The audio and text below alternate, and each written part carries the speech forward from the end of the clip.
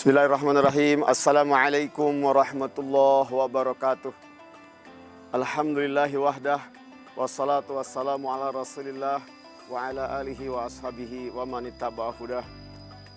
Para pemirsa yang dimuliakan Allah subhanahu wa ta'ala, di 10 hari yang pertama bulan Ramadan, Allah subhanahu wa ta'ala menebar rahmatnya. Rahmat yang sesungguhnya Allah berikan kepada seluruh alam semesta. Allah punya sifat Rahman, yang artinya Allah memberikan kasih sayangnya kepada siapapun dan kepada apapun yang Allah ciptakan.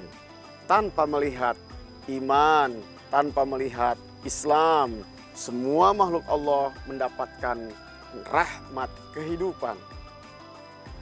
Ar-Rahim, Allah tuh maha sayang.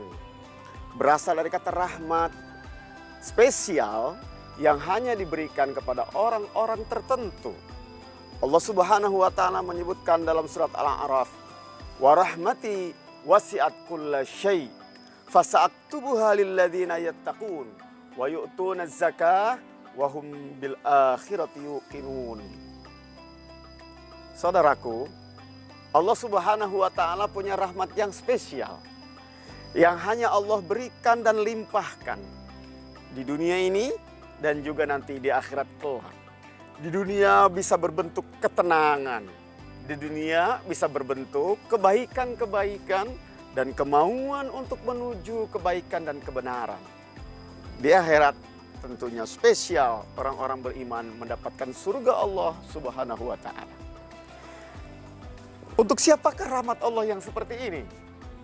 Allah menyebut yang pertama adalah lilladzina yattaqun, bagi mereka yang bertakwa. Sebuah aktivitas, bukan satu istilah yang tak punya makna. Ketakwaan yang membawa para pemilik derajat takwa ini menjadi orang yang mulia di hadapan Allah dan juga akram, karim, baik, mulia di hadapan makhluknya. Mereka yang bertakwa adalah mereka yang memberikan kebermanfaatan kepada sesama makhluk Allah subhanahu wa ta'ala. Allah subhanahu wa ta'ala mengingatkan kepada kita bahwa rahmat yang Allah turunkan adalah karunia terbesar yang perlu kita berikan kepada sesama. Wa ma arsalnaka illa rahmatan lil alamin. Muhammad, aku utus engkau itu sebagai bentuk rahmat Allah yang ditebar kepada alam semesta. Maka Rasulullah Shallallahu Alaihi Wasallam mengajak kita mengimplementasikan hal itu. Allah mengatakan, Rasulullah Shallallahu Alaihi Wasallam mengatakan, irhamu man fil ardi yarhamkum man fis sama. Berbelas kasihlah kalian kepada orang yang ada di muka bumi ini, maka Allah Subhanahu wa taala yang di langit sana akan memberikan rahmat kepada kalian. Rasulullah Shallallahu Alaihi Wasallam pun memberikan sebuah perumpamaan atau contoh real. Kata Rasulullah Shallallahu Alaihi Wasallam, seorang imro'ah baghiyah mendapatkan ampunan Allah dan masuk surga hanya karena imro'ah ini memberi minum seekor anjing yang kelaparan. Rasulullah Shallallahu Alaihi Wasallam memberikan informasi kepada kita bahwa likulli kabidin ratbin sedekah. Setiap yang membutuhkan air, lalu kita memberikannya, itu akan dicatat sebagai sedekah.